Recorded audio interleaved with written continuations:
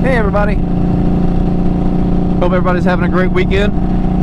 And I'm going to start doing a series on my bobber about all the different things I've got on it, and I'll do some reviews on everything. If you already noticed, I got a new fairing, but we're not going to talk about the fairing yet. I've got grips, we're not really going to talk about those yet. Our first and primary focus is going to be the seat, and specifically my Saddlemen seat. So let's give this sucker a good once over, and let's do a nice lovely review on this Saddlemen seat. So when I chose the Saddlemen, you know, I looked at a few others. I looked at Corbin, I looked at Mustang, and I've had the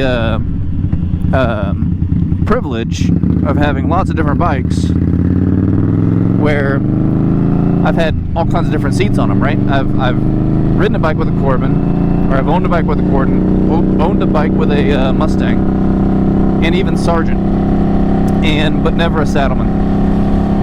So let's talk about why I chose the Saddlemen over the Corbin and Mustang, because that's really what you get, you know, as far as options goes, really, on the bobber. So Mustangs and Corbins are expensive, Saddlemens are not. That's, you know, reason number one. And reason number two, we'll break these down. Mustangs are comfortable, but they're wide. I do not like really wide seats. I'm not a big guy. I don't know, I'm 5'10", 200 pounds, and I don't like having a big old giant wide seat. It impacts the sportiness, you know, the sportiness of my ride. And they're vinyl. And the last Mustang I owned was a cruiser, and it was vinyl, and it made my butt sweat all the time. So didn't want to repeat that.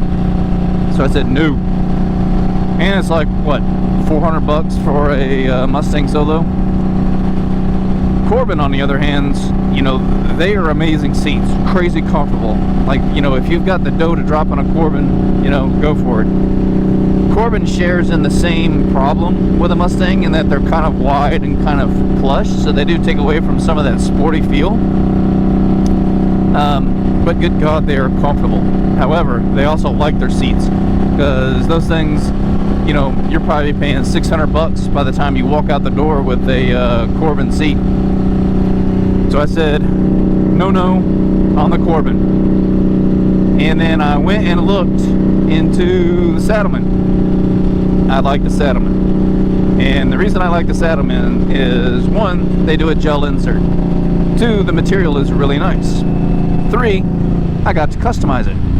So on my Saddlemen, it's kind of like a tan, it's a tan color, and I have, it's kind of a chocolate lattice stitching on the seat, and you can actually choose all kinds of different stuff to customize your seat. You can customize the color of the Saddlemen emblem if you want a Saddlemen emblem, customize the color of the stitches. You can pick different colors, you know, between black and brown, of course, for the seat itself, but still kind of nice for, you know, $250, right? So I pulled the trigger and I got it, and I could not be happier. I've had this seat now for, I don't know, between 6 and 8 months, and it's nice and broken in, and it's comfortable now. I can ride on this thing all day long. Gas tank won't let me, but, you know, I enjoy the comfort of the seat now. It's way better than stock. It's higher in the back, so when you grab a handful of throttle, you don't fall off the back and land on your fender like you would with the stock. And it's not super wide. It's a little wider than stock, but it's not super wide, so I still can swing off side to side. When I hit the twisties and I'm really ripping through, I can swing off side to side. So it kind of checked the box for me there as well. So you know, aesthetically, it's a pretty looking seat. I'm running an errand. As soon as we get up here, I'll get off and I'll walk around the bike and let you see the seat, but it's a pretty seat. But, you know, all in all, Saddlemen, thumbs up. Now, there are some things that I don't like about the Saddlemen. The primary thing I did not like about the Saddlemen was it took a long time to break in. It took me almost a month and a half to 2 months for me to break this guy in. And I just did not, you know, I was hoping it would have broken in sooner,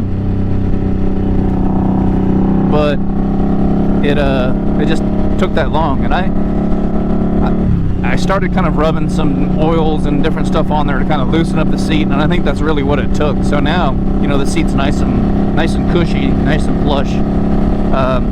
You know, it is not as plush or as pillow-like as a Corbin, but it still does a dang good job.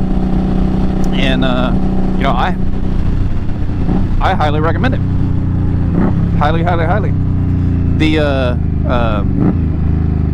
seat itself is kind of nice enough that I've been, you know, talking to other folks about it.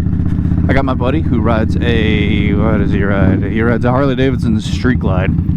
He had a Mustang. He hucked his Mustang and swapped it out for a Saddlemen. So there's some, you know, attestament to that. And I've talked to him a little bit about it, and man, he loves it.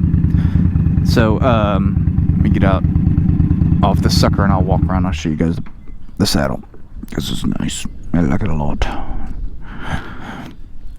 Bam, there she is. That kind of tan color, chocolate lattice stitching. Very nice, and it's super comfortable, very pliable. So highly recommend it.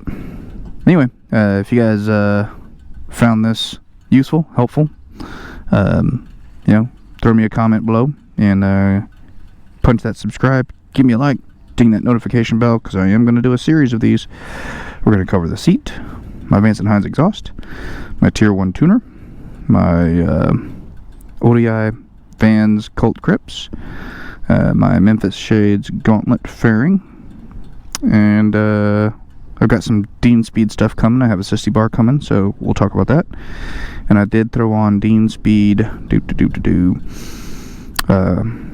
pulley cover, and you know, we'll talk about my license plate bracket that I got from Dean Speed too. Anyway, so if you guys enjoy all this, great, and we'll see you next time. Peace.